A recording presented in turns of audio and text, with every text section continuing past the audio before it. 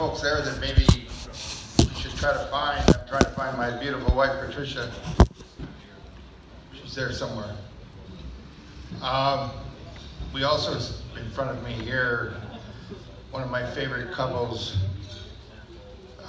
Justice Hughes and his wife, Helen.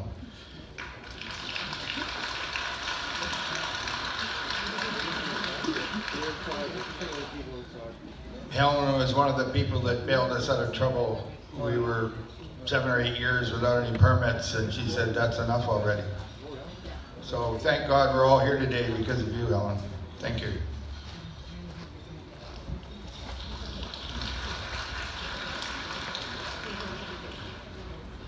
We've got, now we call him the Times columnist publisher, David Obey. He keeps this town going. They spend millions of dollars on charity. They probably threw $1 million at our golf tournament that just ended on Sunday. We gave the trophy to a gentleman from Lufkin. He must have not played a hole because he was 18 or 19 under par. I'm probably missing a lot of good friends. We must acknowledge the President of the UN, Kate White. She's sitting over there with ourselves and the great Premier from British Columbia.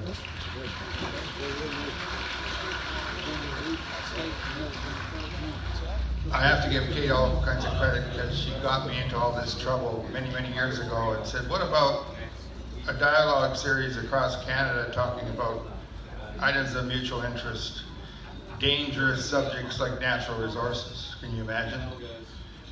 And getting that poor guy from Exxon to come and speak to a whole bunch of people that want to ask a lot of hard questions. And we did things like get the forest industry to stop cutting the Borealis forest for 10 years. So Kate's put a lot of hard work into this, and in addition to that, we want to make sure that everybody knows that the benefits arising beyond the cost of this goes to young entrepreneurs in Canada, and Kate and you have put all kinds of effort into pulling people up from their predicaments and their problems into education and entrepreneurial opportunities. Thanks for all that, Kate.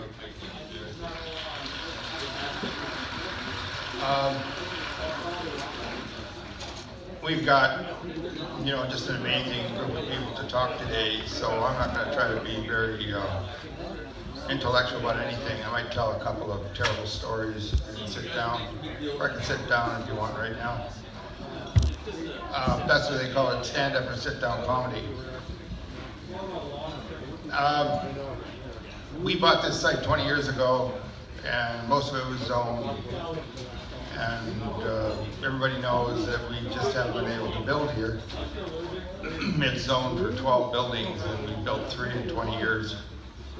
And if you want to hear a financial sob story, we put $50 million up, just like you usually do in a deal, cash.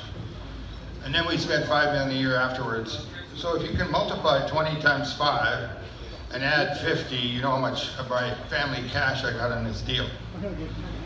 And that wouldn't happen in LA, that wouldn't happen in New York, it wouldn't happen anywhere except Victoria. I think Brad said BC stands for bring cash. So I think, that kind of a story kind of helps, send things along. I know that everybody's going to talk about speculation tax, but there wouldn't be such a conversation if I think the cities permitted quotas of housing and know what their quota is, because if you ask any city what their quota this year is, the only person that would know is Stu Young. He knows.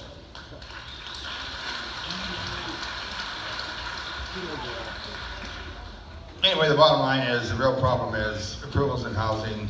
Regulations are costing, in Vancouver, just regulations alone, $600,000 a unit. So you better be doing small units, because it's $600,000 per single family house. So you better be building quite a few units if you're going to spread that kind of cost. The local cost per unit for houses are probably running about $500,000, $600,000 as well. The national average, according to CD Howe, is $250,000.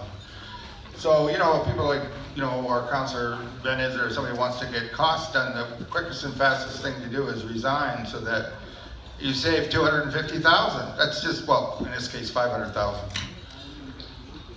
Somebody today asked me what affordable housing was, and I said, well, if you build 26 stories, you charge people who want to pay the top 15 floors a lot of money, and then you sell to millennials for $300,000 on the lower floors. If they aspire to something on 14, all they have to do is pay $500. Sounds pretty straightforward to me. But if you don't approve anything, I don't see that you solve anything. Now, you can turn around and tax the hell out of everybody, and I don't know where that gets you. It's like taking a municipal problem and adding a provincial problem, and if you got two problems, I guess you solved it. But one time when I had a headache, I took and kicked the coffee table and slammed my knee, and I couldn't feel my headache anymore. Anyway, I'm not going to continue on this. We don't have any buyers. I think the rest of Canada's chased off their sellers. They're running. The foreigners, I love their money too. They've been chased off for a long time. So if you got a $400,000 house, just imagine this time next year it's going to be worth $300,000, and see how you feel about it. And if you could find an Albertan and still talk him into it, he might buy it for $250,000. So that's to me, you know, the simple aspect of this thing. I'll tell only one or two more stories, and then I'm done. I'll probably be done anyway. In the 20-year period I've been here, and I want to apologize to Lisa and to Jonathan Tenney, because they've come to try to fix this problem. And if I was them, I'd run for cover, because this problem is a 50-year-old problem, and they're trying to fix it as hard as they can. They got staff that were hired by councillors over the last 20 years. Can you imagine? Councillors hiring staff? But that's what they did. So we're working with those people, and my favorite planner, well, my truly favorite planner is Jonathan Tenney, because I admire his work. He's trying very hard. But my other favorite planner is Jim Handy. I've never met him. He's been on my file for 20 years, and if he's in the audience, put your hand up, because I don't know what you look like. And I told, I think a lot of people, and I'm going to say here, that I've got $1 million of tax money sitting on my desk for the city of Victoria. And I'm going to keep it there until Jim comes and picks it up. And I'll invite the media to that, because that'll be an exceptional thing for me. And a good idea. They're just double them up. I've never been in a city where I haven't met the planner, ever. Now this deal's a modest deal, but still deserves somebody coming and saying hello or being in the audience today. So I got to tell that story.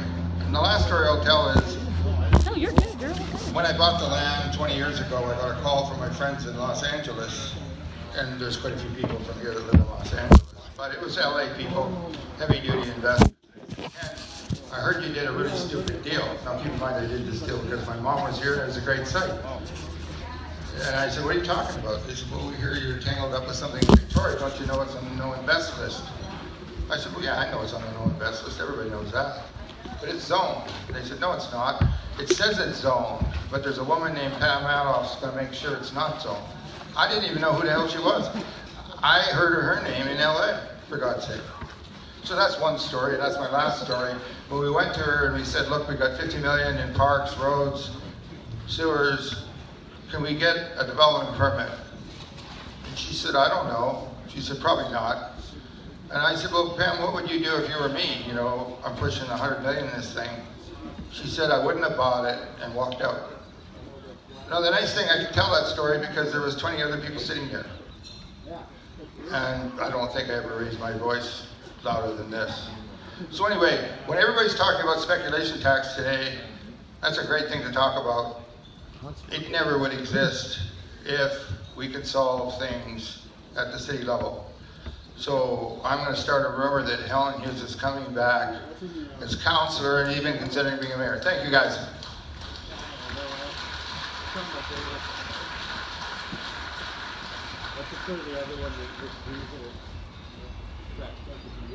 Thank you, Ken.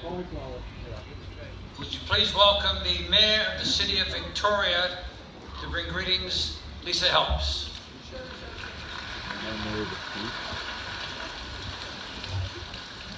Good afternoon, everyone. Well, Ken is certainly a hard act to follow. First of all, I do want to acknowledge that we're gathered on the traditional territories of the Lekwungen-speaking peoples, and thank them for allowing us to be here and to build here. Second, I'll just set a few facts straight about the city, and Ken and I have been working together since I was elected as mayor and even as a councillor. We know at the City of Victoria that the time that we take to process applications is decreasing the affordability of housing, period. We know that. And when I took office, when this council took office, it took about 3 years to get a rezoning through. And now, and we weren't even measuring how long it took. That was just kind of the wisdom, the anecdotes that we heard. And so one of the first things that we did is said, well, how long is it taking us? And then we said, where do we want to get to? But we didn't say this in isolation. We had a development summit. We sat down with all of you and said, what are the targets that we should set? How long should it take for a rezoning? How long should it take for a building permit? How long should it take for a DP? And we listened to you. And every year we measure how we're doing.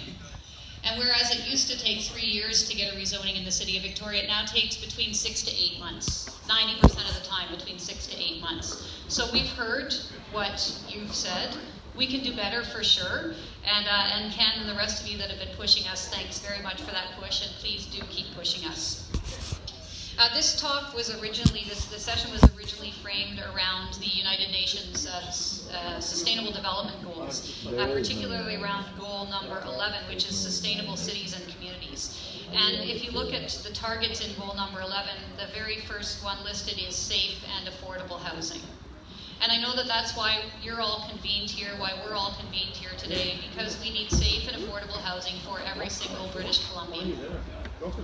And it's going to take every single person in this room to create safe and affordable housing for British Columbians. We hear from the Chamber all the time that it's hard to get workers because they don't have housing. We know from the building industry, people in that room scheming about how we can get some of those work camps here in Victoria on a temporary basis to house workers. We know that there aren't even enough housing for workers who are coming here to swing hammers to build. So we know that's a problem. And of course, and there are many of you in this room who make contributions both of time and money to help out the people who are most vulnerable, who are living on couches, who are living on streets, who don't have any affordable housing. So until we crack this as a city, as a region, and as a province, we're not going to have the continued prosperity that we have. We're in a very, very prosperous time in British Columbia right now. A very prosperous time in Victoria. I think in Victoria, next to Quebec City, or maybe we've even topped them, we've got the lowest unemployment rate in the country. The economy is hot here. The economy is booming, and it's not going to stay that way until we crack the housing nut. So that's what we're here to learn about today. I will tell you that as mayors from across the region, we meet quarterly, and we've been tossing around some potential alternatives to pitch to the provincial government in place of the speculation tax. We know that something needs to be done to curb the problem that we're all facing of affordable housing. And we know that supply alone won't fix the problem. We do need to have public investments in housing, and to their credit, this provincial government has thrown a lot of money at supply, at affordable supply, and that's a good thing. But unless we fix the speculation tax in the way that it's currently proposed, we're not going to see the affordability across the spectrum that we need. And so what the mayors are proposing, and again, I don't have their formal permission to propose it, but I talked to Stu and a few others, and I think probably it's fair to say what we're proposing is an increase in the capital gains tax, the provincial portion of the capital gains tax, from 7% to 10%. So that you're getting that money in the door, that money goes to affordable housing, but you're taxing at the right place, in the right way, with a tax that already exists. So that's the proposal the mayors are working on. We've pitched this to UDI here in Victoria, and they seem to think that it might be worth putting forward. But what I can tell you for sure is that unless we're all in this together, unless we all pull all the levers we have, unless we create new housing workers are not units with that this start at together, clearly, $375 they're a the month, workforce. because that's what people on income assistance make. Unless we create new housing units for the people who are swinging hammers on your buildings, unless we create new housing units for families who are struggling, and families who aren't struggling, but they'd be a lot happier if they could actually buy a house in this region because they're making $100,000 or $50,000. Unless we crack that nut, we're going to be sitting here having this same conversation a year from now, 2 years from now, 5 years from now. And I don't think anyone in this room wants to continue that conversation. We want to figure out what the right tools are. We want to pull all the levers we can, and we want to fix this. And I know that with the expertise we have here in the room today, we can do that. And with all of you, we can do that. Thank you so much.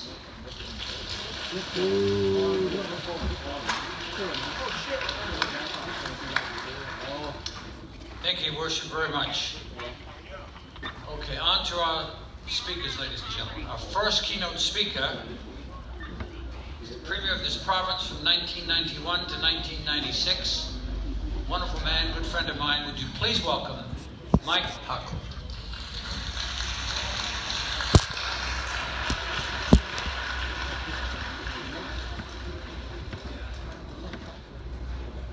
Well, thank you, Peter, and it's good to be back home. I'm an Oak Bay guy. I grew up behind the Tweed Curtain and went to Willows, Lansdowne, Oak Bay High, and you know, Oak Bay is an amazing place. Its biggest problem are deer. And they don't know whether to shoot them or to sterilize them. And, you know, most mayors and worship wish that was their biggest problem. And I'm going to talk a bit about that today because sustainable cities and communities and affordable housing isn't just an issue in Victoria or Vancouver or British Columbia. It is an issue all over the world. And so what I'm going to do today is I'm going to speak about three things, and then I'm going to come back and try and tackle the housing. It's not a crisis, it's a permanent condition in Vancouver and Victoria and Kelowna and a number of other high-growth areas in British Columbia. But I'm going to talk about what I call the urban tsunami. You know what a tsunami is? It's that one big wave, right? And that's what we're facing in the 21st century. It's a century of cities. And I'm going to give you some information about just how huge that tsunami is internationally. Secondly, I'm going to talk about cities being all about choices and consequences. They're not preordained. You choose the city you want. And you better make the right choices because change happens very quickly in a dynamic place like Vancouver, Toronto, and many other cities throughout the world. But the third thing I'm going to talk about is the tremendous opportunity that city building in the 21st century brings. I'm going to quote from a study by Moselle. It basically says we need $350 billion over the next 25, 30 years. City building. That's a lot of money. Then I'm going to come back and talk a bit about some ideas on how we help the supply of deal with no taking away the incentive to build. So just follow me along in a little journey on sustainable cities. And as I said, the urban tsunami is upon us. The world population grew from 2 billion people in 1930 to 6 billion by 2000. And it'll rise to 10 billion by 2050. Most of that growth is going to be in developing countries. You're going to have monster cities like Chongqing, which has about 30 million people now, have 50 million in the next 12 months. Can you imagine being the mayor of Chongqing, or Mexico City, or Calcutta? The challenges are absolutely immense.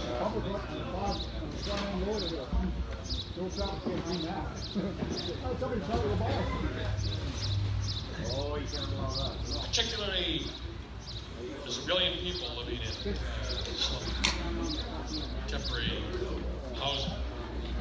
soon 2 billion. So you can see the kind of challenges that mayors are facing. The world population of 7.5 or 6 billion people, 3 billion are living in rural areas, and 4.6 billion are living in urban areas.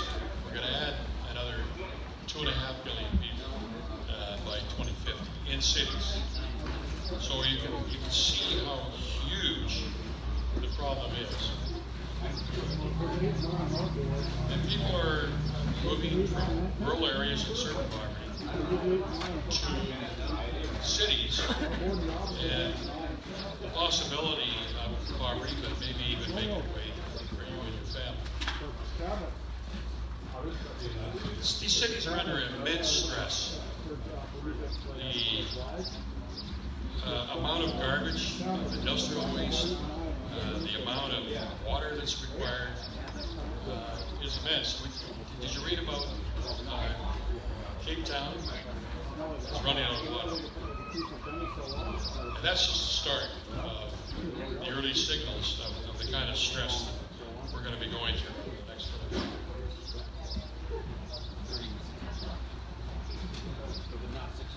There's people, whole communities that live in garbage dumps in Manila and other cities that make their living out of living in the dumps, which is very unhealthy, but recycling what they can to live. So the challenges are immense. The challenge of the urban tsunami, the huge growth of population in cities, and try to make them sustainable. Now, what does sustainable mean? Sustainable means having a prosperous economy, a healthy environment where you can breathe the air, drink the water, eat the food without being poisoned. Where social justice, social equity takes place, dealing with housing and economic violence, a whole series of issues like that. And a culture that relishes diversity in people and creativity in its practical application called innovation. The fact is, in terms of you're taking a long lunch, eh? if the rest of the world went the way of North America, you know how many Earths we would need? I'm here. 4. And I'll bash Well, a the simple fuck out skill-tested question. How many Earths are there? of them. Everything they're saying is bullshit. That's it. And we're massively overusing the We are, forests, but how does this the agricultural relate lands, to housing question? the watersheds, the Get to the oceans deal. of the world. Yeah, that's what I mean. Like, you're right. And we have to get back within what's called natural capital. We have to live within our means.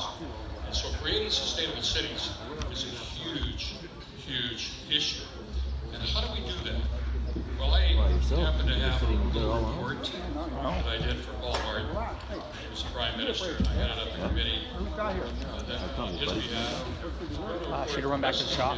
Resilient places. And we can get electronic copies from your staff out to anybody that wants it. And essentially, we visited across Canada. She should be back soon. Years. Big cities, small cities, medium-sized cities. And we discovered that Canada went from 20% people living in cities when we first came together in 1867. Some of the potatoes are a little hard. 80% rural. 20% lives in Exactly cities. the opposite in 2008. 80% live in cities, 20% rural. And of that 20%, I didn't sleep last night. 15 of that 20% rural. No, I just went and got another Burbs. thing of chemical. No, Communities yeah, we ran out. beyond the jurisdiction of the city. So 95% of Canadians, No, we went and got it, dropped it off, and then I made her drive the truck back. one of the most urbanized areas in the world. We wrote this report from restless communities, resilient places, on how we could create sustainable cities and It's not sustainable. communities. We're painfully, and some cities are doing a better job than others, He just said our cities are polluted with fucking junk. There's hardly any water. So how the hell are they sustainable cities? So those are the challenges. How do you Does this guy know what the hell he's talking about? You get it now why this is on recording? You kind of do wonder what the hell they're talking about. the private sector. So they're not all working in sync. We're not going to get affordable housing, right? We're not going to build the rapid transit lines we need in Vancouver and one in Victoria, the western communities. Or they actually plan to build Second point I'm going to make is that cities are about choices, like the train. consequences of those choices. Oh shit. You can choose to be an attractive That's a city, bad sign for Victoria. Barcelona, New York. That should be good. A lot of people will move out to Machosen and stuff and drop the house prices in here. Detroit's gone from 1.7 million people Yeah. to 600,000 in the space of 40 years. Most of the cities have been, But if they build everything, and that's because it's going to be platform, you know what I mean? a whole bunch of reasons, but It won't be Victoria basically, anymore. they didn't look ahead, they didn't plan Look at ahead. Surrey. Look at Van. Lost people in the inner city, then they lost people in the suburbs. So I'm going to very quickly show you how quickly change for the better or worse can happen. I'm going to use my own hometown of Vancouver. If they're going to build the train station, they got to do it somewhere. Or train, sorry, it's got to be somewhere where it's in the mountains. It goes through the mountains. That's the thing. You can't do it in fucking public areas. They'd have to go right down the old train tracks still there. Yeah, exactly. It's a Two great of old those hotel. fucking up. Well, in 1956, it was the tallest building in the West End. The City Council of the day decided to rezone the West End from good mansions and rooming houses to high-rises. And here's what happened. In 1967, that's the growth that had occurred in 10 years. And here's what happened in 15 years. Can you find the Sylvia Hotel still? Not yet. I think I will put my heart out on. You find what? That is one of the densest but most livable neighborhoods in the What do you world. say? Can you find what? 40,000 people in miles The square. Sylvia Hotel picture. That was by a conscious choice of the city council today. A very wise choice. You know where that is? Cole Harbor. There used to be an old rail yard. And the immigration shed, where new immigrants came into the city, the ship. In the 1980s, the council that I chaired, on a 6-5 vote, we decided to get rid of the rail yards and to let Marathon Realty develop Cole Harbor. Am I carrying you up the road? That's what it looks like Good answer. 20 years later. Oh, that's enjoy that. Community of 10,000 people living close to Better get back up there. the Yeah. downtown I'm gonna go area. traipse through that fucking room and make a bunch of Falls cups. Creek. Remember what Falls Creek used to look like 40 years Yeah, ago? it's funny. The old Canby Bridge. Supposed to come in behind me, but You it's, just close your backing eyes that as you went shit through out, the right? wingspan in the middle. And Vacuum's there, but he never did anything. I know. Wooden sidewalks. And he always says to me, oh, they wouldn't let me on the floor. He said, you know what I said to him? It was this bullshit. I was on that floor. And you brought that vacuum cleaner up. You could have stayed and let the vacuum. both sides of That's why he started copping that attitude to me. I said, you know what? I don't need your fucking shit. Get the fuck the out city of bought my up the south Get away side from me. redevelopment. Talk to you later, Very buddy. attractive Later. institution, medium, low, middle, high income. And the province bought the north side of Wall Street to have the expo, Expo 6 side, the recycling facility.